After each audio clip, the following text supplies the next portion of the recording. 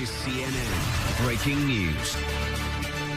Just days after Republicans in the Senate outlined their version of tax reform, Majority Leader Mitch McConnell is acknowledging some working Americans might pay more under the Senate tax plan, though not most. McConnell told the New York Times he misspoke when he said nobody in the middle class would get a tax increase. House Speaker Paul Ryan is also modifying his words. A spokesman for Ryan told the Washington Post he misspoke when he called the House plan a, quote, tax cut for everybody, unquote. Joining me now to discuss is U.S. Treasury Secretary Steve Mnuchin. Secretary Mnuchin, good to see you. Thanks for joining us. Good to see you. I want to get to taxes in a moment. First, I do want to ask you about Russia. After President Trump made his initial comments about Vladimir Putin and U.S. intelligence agencies, Republican Senator John McCain tweeted this, quote, "There's nothing America first about taking the word of KGB colonel over U.S. intelligence community. There's no principled realism in cooperating with Russia to prop up murderous Assad regime. To believe otherwise is naive and places national security at risk." You also heard General Clapper and Director Brennan on the show just a few minutes ago saying that they think that President Trump is being played by Putin. What's your response? Well, in all due respect to your previous guests, I think that those were the most ridiculous statements. President Trump is not getting played by anybody. President Trump was focused on some very important issues, which are North Korea and Syria, and those are areas that we need to work together with Russia and get them on board with our strategy. But why not definitively come out and say, I think that Russia, I believe the U.S. intelligence agencies, Russia interfered in the 2016 election and they must not do it again, impose the sanctions that Congress passed months ago. Why not take this more aggressive and assertive position? Well, we are imposing the sanctions. We are moving forward with that. I think the president has had private conversations. Again, I think the country is ready to move on off of this and focus on important issues. Let's talk about tax reform, because that's why you're here. As you heard, both Majority Leader McConnell and House Speaker Paul Ryan have walked back assertions that everyone in the middle class will get a tax cut rather than a tax hike. It's true, most people in the middle class, according to this plan, will get a tax cut. But you'll acknowledge that some, according to this plan, some middle-class Americans will see a tax increase? Well, as you know, one of the things that's so complicated about our tax system today is that everybody has a different situation, takes advantage of different parts of the code. It's very complicated. So by simplifying the code, we're putting everybody on a level playing field. We've literally run hundreds, if not thousands, of examples within Treasury. And for most people, and again, it may not be 100%, but by far the majority, both the House and Senate version provide middle-income tax relief, and that's what we want to do. And both plans have, for the median family of four, over $1,000 of tax relief, which is quite significant. And we actually ran the numbers for even a family of $300,000, which is a lot of money in New York. They're also getting a several $1,000 tax cut. So I think both plans accomplish what we're looking to do. But certainly there are middle-class voters who voted for President Trump who are going to get a tax increase in this plan if it becomes law. And that's not what they were told by candidate Trump that would happen. Well, it's not what he wants. And again, as we go through both these plans, the House, I expect, will pass their bill this week. The Senate will move on it after Thanksgiving. We'll end up in conference, and we'll fine-tune this. So again, the problem is this tax code is so complicated that literally everybody may take advantage of a different piece. And we want to make this thing simple and fair and provide middle-income tax relief. And I'm comfortable we'll end up doing that. But are you committing to saying that you want this to be fine-tuned, you want this to be changed so that any middle-class Americans who would have their taxes increased, which is a minority, but it's still a chunk of middle-class Americans, that you want that fixed before President Trump signs it to law? What I'm saying is there are slight differences between both bills. The good news is both the House and the Senate and the administration have the same objectives, and that's about middle-income tax relief. That's about fixing the business tax system so that we're competitive. And the slight changes between both bills, I'm comfortable we'll iron out in conference so we can get something to the president to sign in December. Now, you have been saying that the Republican tax plan, which will reduce the corporate tax significantly, will unleash so much growth that it will pay for itself. You've been criticized for that. I want to read you something from your predecessor, former Treasury Secretary Larry Summers. He said, quote, "I'm not aware of so irresponsible an estimate coming from a Treasury Secretary in the last 50 years. What he's saying is, by relying on a projection that the stock market will rise because of this, it's irresponsible to suggest that it's going to pay for itself." Your response? Again, I think it's unfortunate that Secretary Summer has come out and said some of the things. There are lots and lots of economists that come out and support our claims. And by the way, we've been completely transparent. Different models will show different things. In our models, we believe there will be $2.5 trillion of growth. And we're happy to go through the numbers. We're happy to give the details. We want full transparency to the American public. But the important issue is, if we increase GDP by 30 or 40 basis points, this plan is break even. I want to point to the fact that President Trump keeps saying that this is the biggest tax cut in history. Take a listen. I'm giving the largest tax cuts in the history of this country. It'll be the biggest cuts ever in the history of this country. This will be the biggest tax cut in history, in the history of our country. So we've tried to find a way that this is true, but it's not. As if you look at the tax bill as a percentage of the gross domestic product, it would be the 8th largest. If you look at it in inflation-adjusted dollars, it would be the 4th largest. If you look at it just dollar for dollar, it would be a 3rd largest. Isn't it important just to have factual debates when discussing these things? Well, as you just commented, there's lots of different ways of looking at it. This will be the largest change since President Reagan. Largest change? Yeah, the largest change to the tax system, and the largest cuts since Reagan to the tax system. Think about this. That's not the biggest tax cut in history. Think about this. Biggest tax cut going from 35% to 20% in corporate taxes. If that's not the biggest tax cut to make our businesses competitive, what is? The pass-through rate is going to be the lowest rate since the 1930s. But it sounds like you're making factual arguments that are different from what President Trump says when he says it's the biggest tax cut in history. It is the biggest tax cut in history on mostly every single part of the plan. So again, going from 35% to 20, we're going down to discounted rates on pass-throughs back to the 1930s. This is about bringing trillions of dollars back on shore and creating economic boom for our country. I want to ask you about Roy Moore, the Alabama Senate candidate. I know this is not your bailiwick, but you're the only administration representative we have right now. He's been accused of engaging in sexual misconduct with a 14-year-old girl in 1979. Based on what we know right now, should Judge Moore step aside? Would that be the better step for the Republican Party? I only know what I see on TV and what I read on the paper. But if the allegations prove to be true, he should step down. But I guess the question is, when you say if the allegations prove to be true, I don't know that we're going to get any more proof. We have 4 women on the record saying that he came on to them and in one case had sexual contact with them when they were teenagers, the sexual contact with a 14-year-old. He denies it. I don't know that we're going to get any more information one way or the other. No judge is going to weigh in on this. Based on what we know now, should he step aside? Again, I'm not an expert on this issue, but what I would say is people should investigate this issue and get the facts. And if these allegations are true, absolutely, this is incredibly inappropriate behavior. Do you believe the allegations? Again, I just watch what I see on TV. I know, but you have an opinion. Do you believe them? It appears that there is a significant issue here that needs to be addressed. Secretary Mnuchin, thank you so much. Really appreciate it. Thanks for coming in today. Thank you. This is CNN Breaking News.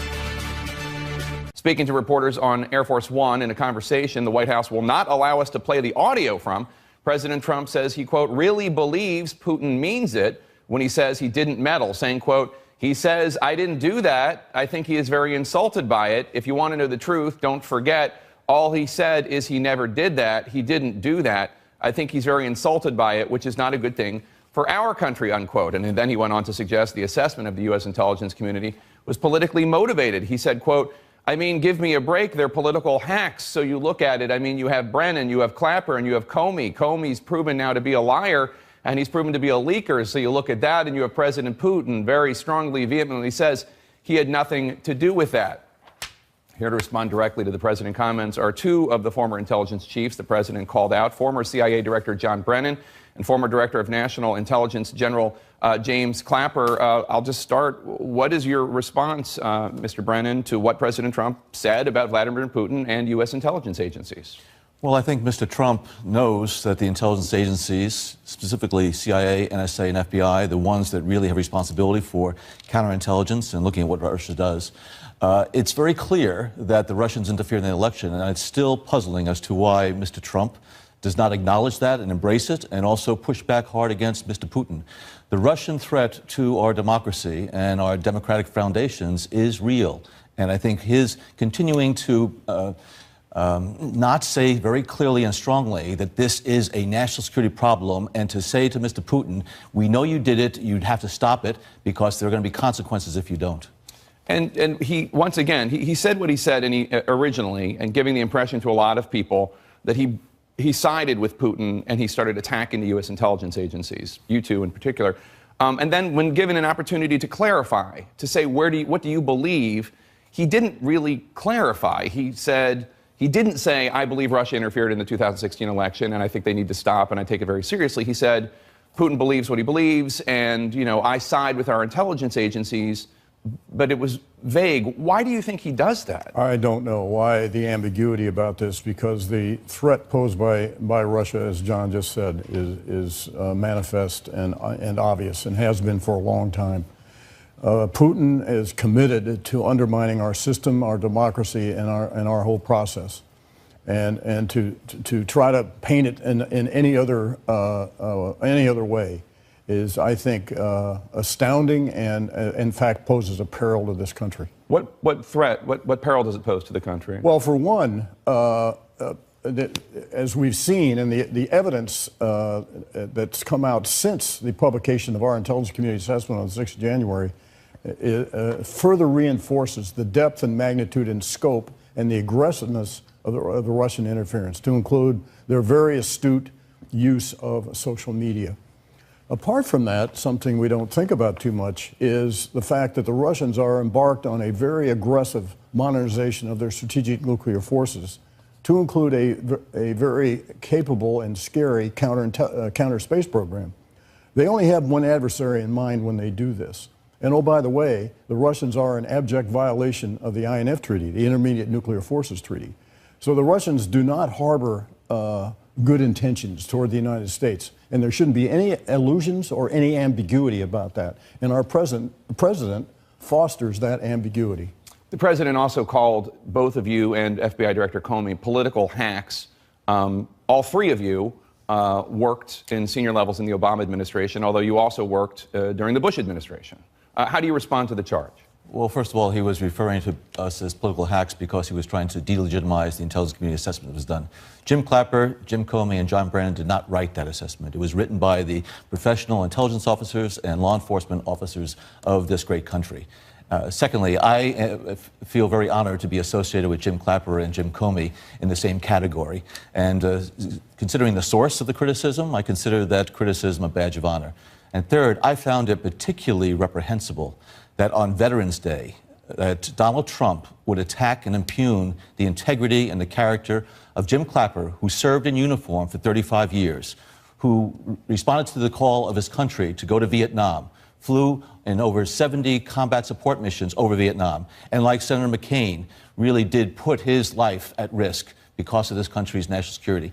And to impugn the character of somebody like Jim Clapper on Veterans Day, who has dedicated so much of his life to this country, I just find that outrageous, and it's something that I think that Mr. Trump should be ashamed of, but it doesn't seem as though anything he does, he feels any shame whatsoever.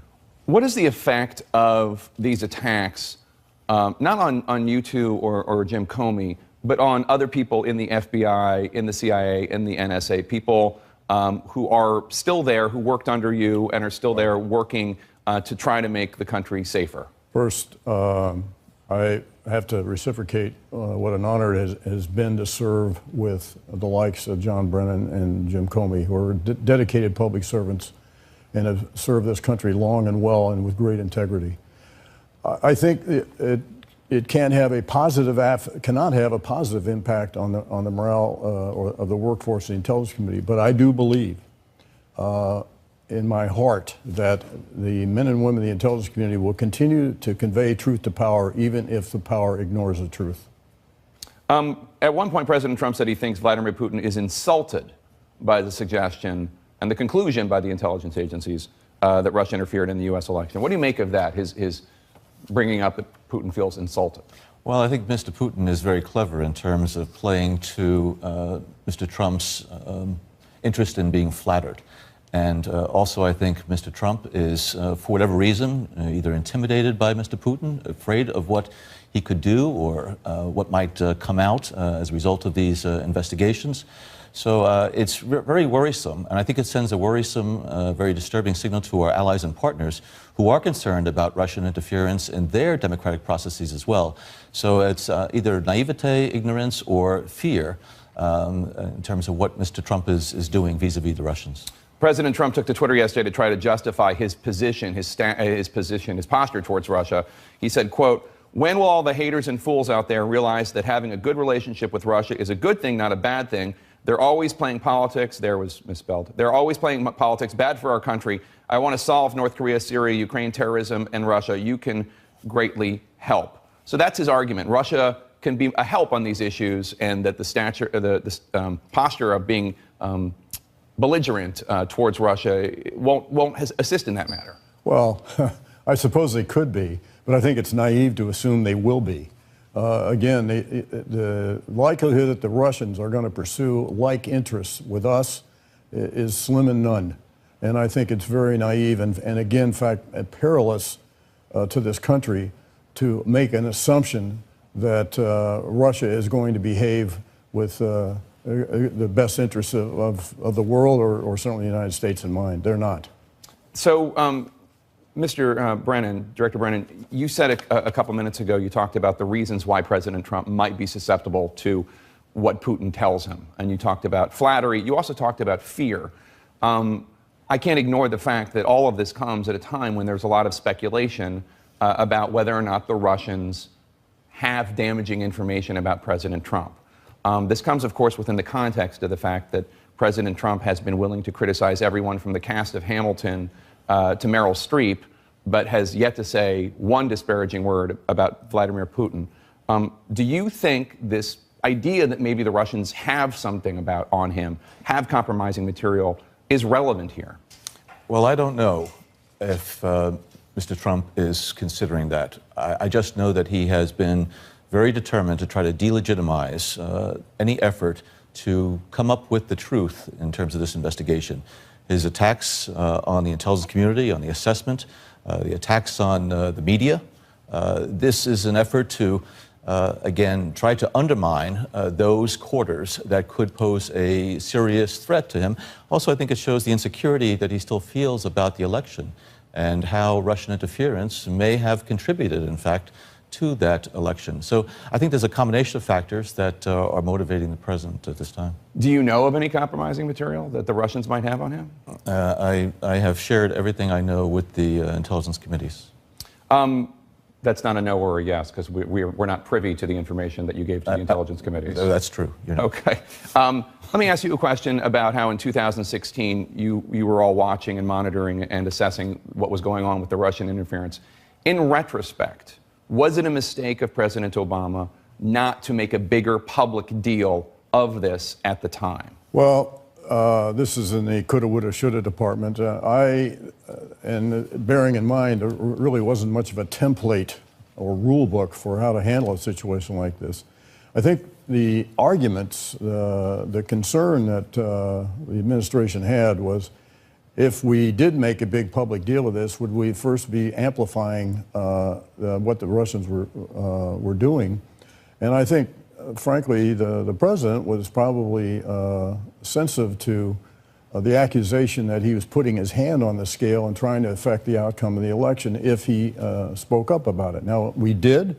We put out a statement. At the time, then Secretary of Homeland Security Jay Johnson and I put out a statement on the 7th of October, which was a pretty forthright statement about what the Russians were doing, and it was issued before the election. Unfortunately, it got emasculated and overcome by the excess Hollywood tapes, and so it sort of got lost in all that.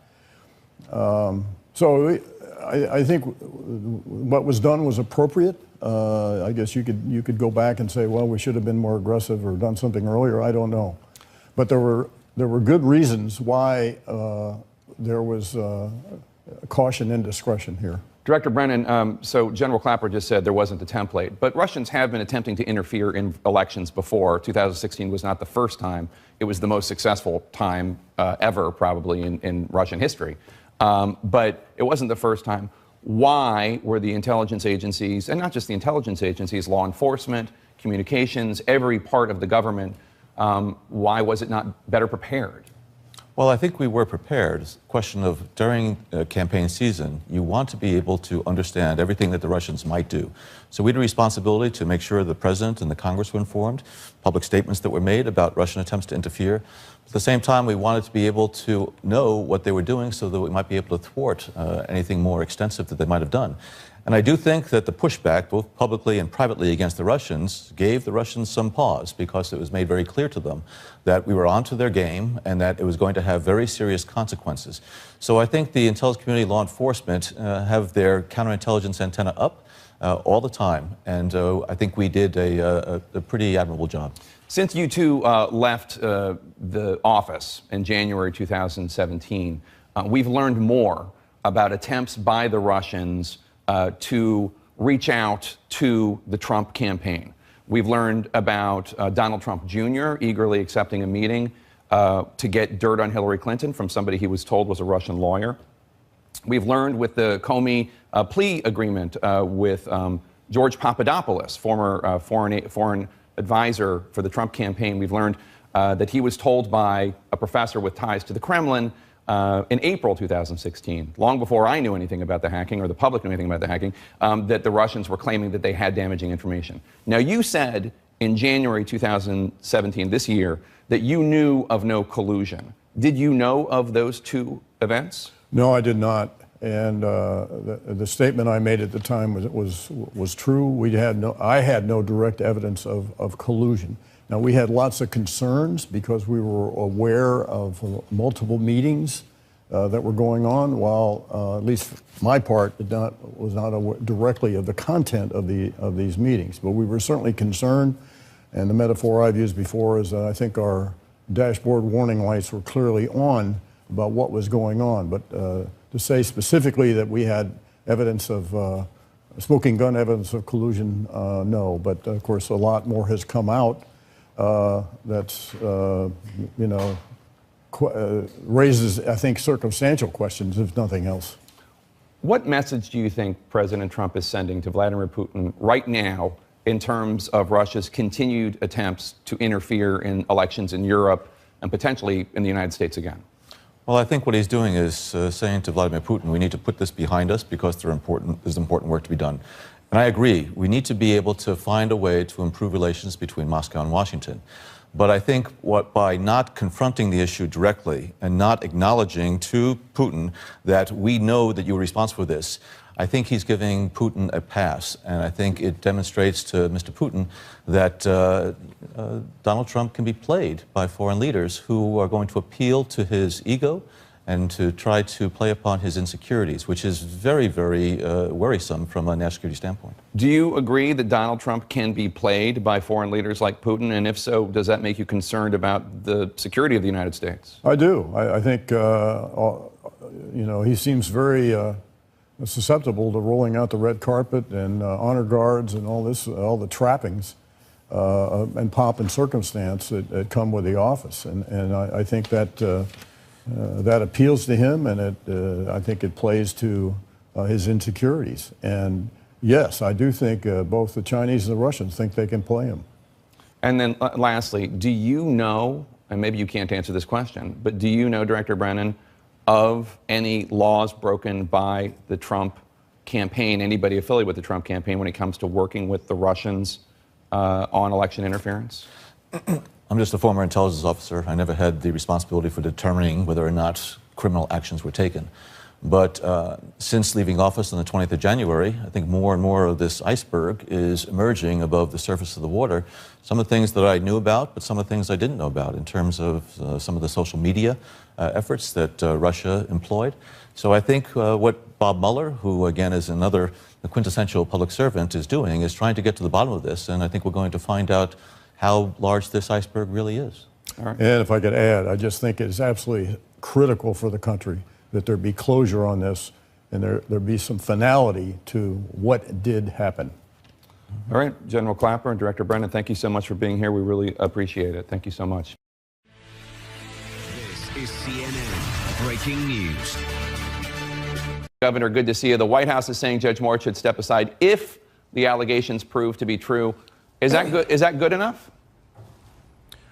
Well, I don't think so, Jake. Look, I wasn't for him in the beginning. He's too divisive a person to go over there to the Senate. But look, there's a growing list of people that think he ought to step aside, not be the standard bearer. This is not a criminal case or anything like that. It's if you're going to be the candidate for the party and these kinds of things come out, and there's so many people now in Alabama saying, yeah, we believe her. And you have growing numbers of Republicans like John McCain, Mitt Romney, John Kasich saying he should step aside. Of course he should.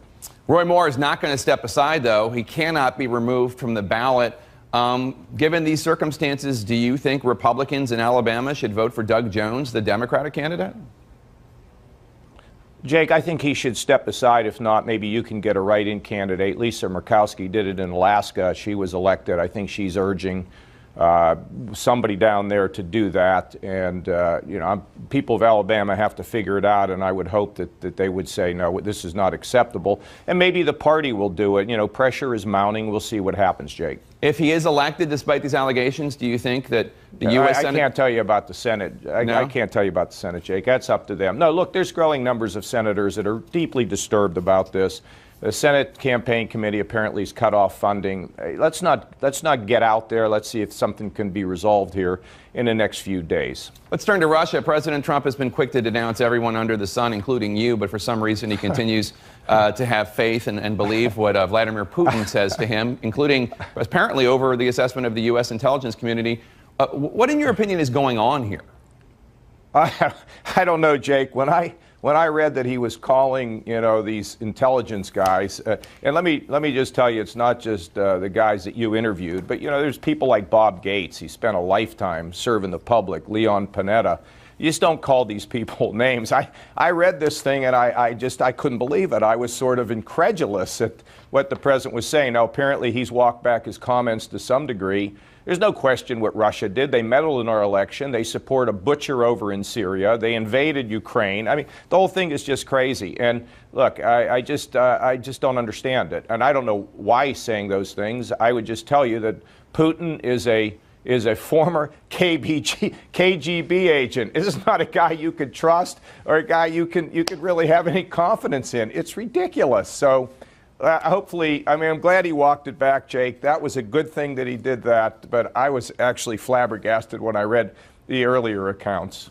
We walked it back a little bit, but he still refuses to say definitively, I believe they're in U.S. intelligence agencies and I believe Russia tried to interfere in the election, and I've made it very clear they need to stop. He won't do that, at least not publicly.